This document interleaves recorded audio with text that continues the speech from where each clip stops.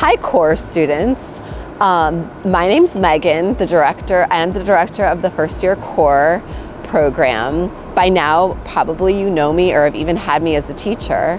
I'm here today to introduce a short video we put together that allows you to envision what your sophomore year is going to look like.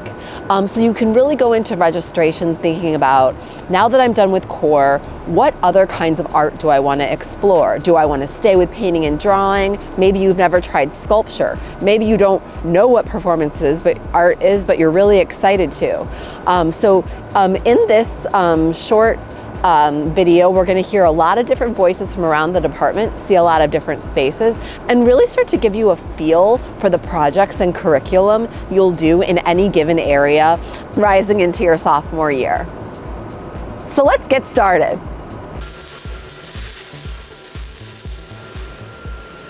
My name is Margot Sawyer. I'm a professor of sculpture and extended media here at UT. In sculpture, we deal with material things, and it's a myriad of very complicated processes, from welding to woodworking to working in the fab lab. There's a wide array of processes that we can introduce our students to. They tend to be jack of all trades, master of none, but we try to really encourage them to just try lots of little parts of what is available for sculptors to use, and also some of the historical background that has led to, really more recent historical background that has led to the way of making sculpture today. So, but we have a great village here, and we really love introducing students to the world of sculpture, and often it's the very first time they've ever welded or used a table saw or made something bigger than themselves, and it's beyond the bounds of a tabletop sculpture. It's something that maybe you walk into with an installation. So in a way, the world is one's oyster, and you just have to have the braveness to just jump in and get busy and get messed up and plaster all over you, and don't worry about grinding. And anyway, so come to sculpture. Hello, I'm Seth White, and apparently I'm here to represent sculpture. Here I've learned to work with digital. I've been allowed to further explore my metalworking and blacksmithing skills. There is a great wood shop opportunity. And there is also the digital fabrication, where you can start using robots and 3D printers and lasers and vinyl cutters and all kinds of technological doodads to make serious sculpture. And they all work together.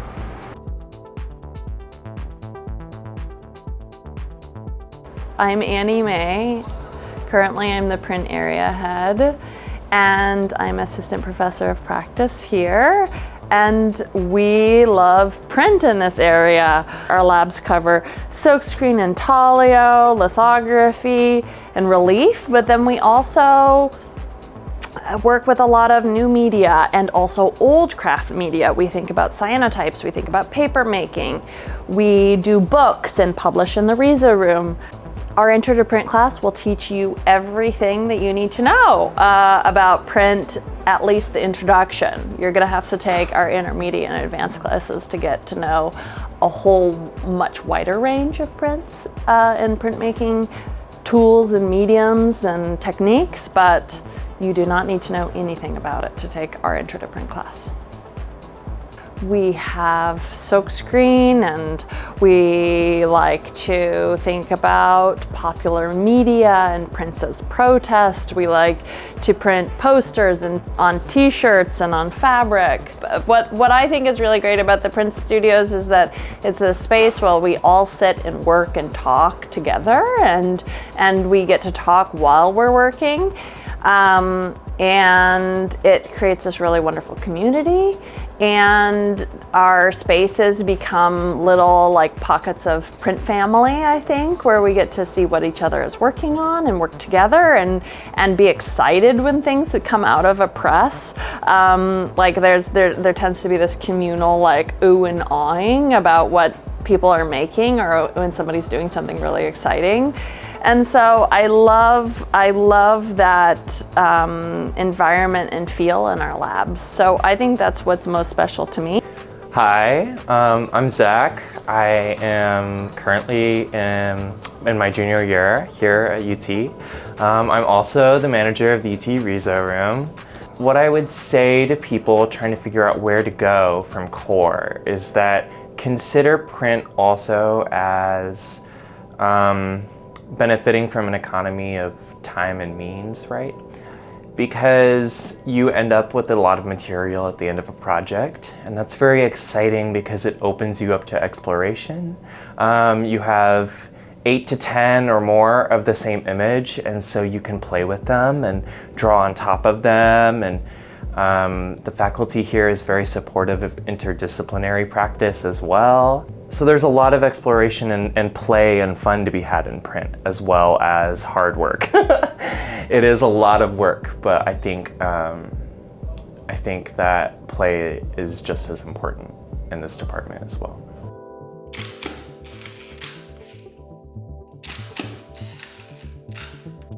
Hi, I'm Eli Durst. I teach in photography and media. We are here in the photography lab. This is an analog wet darkroom. This is a space you'll be using if you take beginning photography, which is a medium format black and white photography class. So you use medium format film, which is this size. You learn how to shoot manual cameras like this Hasselblad here. You learn how to enlarge the negatives in this enlarger. So you can take beginning, intermediate, we do color photography, we do large format color photography, which is these large 4x5 inch negatives. This is just the size of the negative. We also do digital, we learn how to scan, we have a digital lab that we also use. You learn how to develop the film and gain an understanding of the photographic process from the very beginning, from exposing film in a manual camera all the way to making your print in the darkroom. And it just gives you such an in-depth understanding of how photography works and how images function and how images are made. It's really, it's a really fun and valuable experience. What I love about photography is that even though there is a lot of technical knowledge and jargon you have to learn, because we are all using cameras, we can get very quickly to art making. We don't have to spend a million class periods on learning the equipment, right? Pretty soon you are out in the world making pictures, making art, expressing yourself, trying to think critically about the world and your place within it. And that's what I love about photography courses.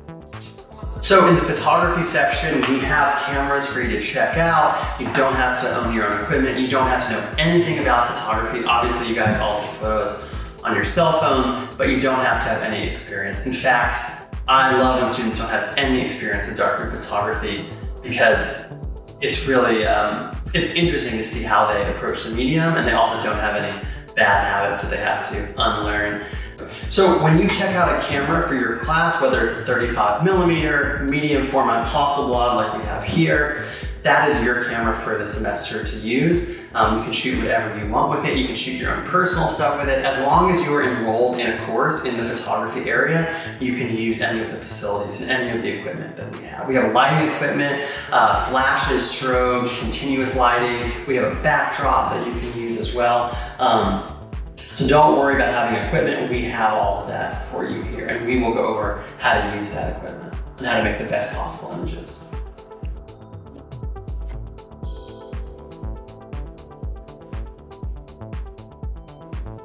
Hi, I'm Kristen. I teach expanded media for the transmedia area.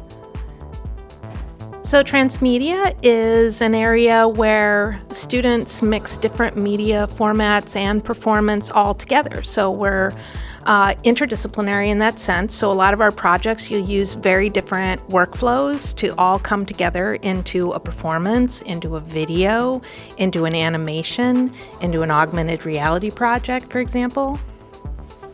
Artists approach technologies in ways where we're kind of looking for new language. So we're not perfectionists here. We're exploring the materiality of the tools that we use. We're also exploring errors, and we're mining them for, creative options and things like that. So I think our classes are quite accessible and invite students to bring ideas and connect to your life and your interests in the university and your interests in other classes outside of the transmedia area. So I think really accessible, and you are invited to come into this space and very welcome to have no experience at all. In our transmedia courses, you have access to cameras, you have access to some projectors, we have a green screen next door, like a whole room devoted to that with a sound system, and you can do performances. There's a light grid, we have a computer lab, we have iPads, a few of those. We get little things here and there just to experiment with, like we have a 360 camera, for example, that we got this semester. We have audio recorders. I think one of the advantages here is that you're working with faculty who are paying very close attention to cultural changes and our relationships to technology and media over time. So you're getting the benefit of, a lens through time for different cultural contexts and also very contemporary views. So in my teaching, I tend to change the course almost every semester to kind of keep it in sync with what's happening in our cultural media moment.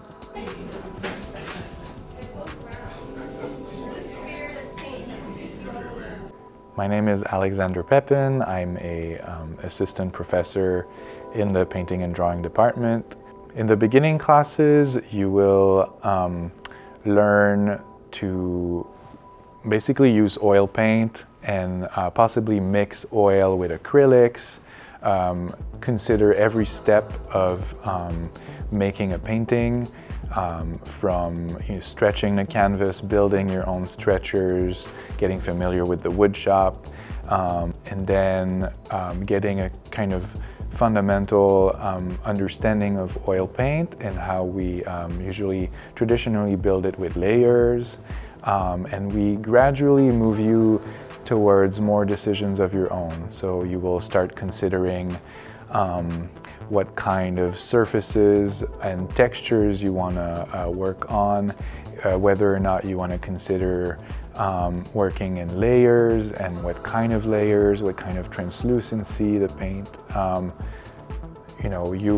We encourage independent inquiry as you move through the different stages towards the final painting classes.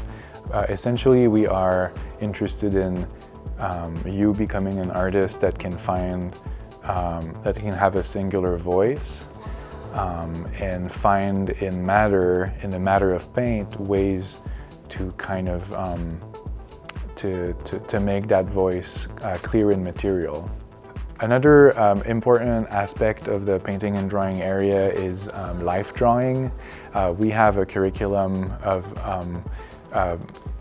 we have beginning life drawing and we have more intermediate and advanced life drawing classes, and you will learn to draw the figure in a more classical way, but also learn to find ways to grasp forms quickly, drawing, find ways to draw from life when everything is moving around you and you want to move quickly. So the goal of our drawing class is to move you through developing your own language in drawing with different kinds of papers that you might use, different kinds of scales that you might consider, different materials, and we are not separating drawing and painting with such an abrupt line. We are, usually considering areas where one merge into the other, but a drawing class would also be a place to explore installation, moving out of drawing on paper and try different supports. They're pretty open to students experimenting and finding their own voice again.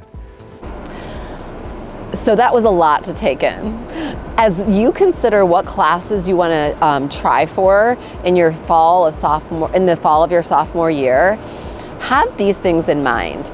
Experimentation. Try something you've never tried before. Facilities. Make use of the amazing labs, facilities that we have here in the art and art history that you can't just do at home or maybe didn't have in your high school.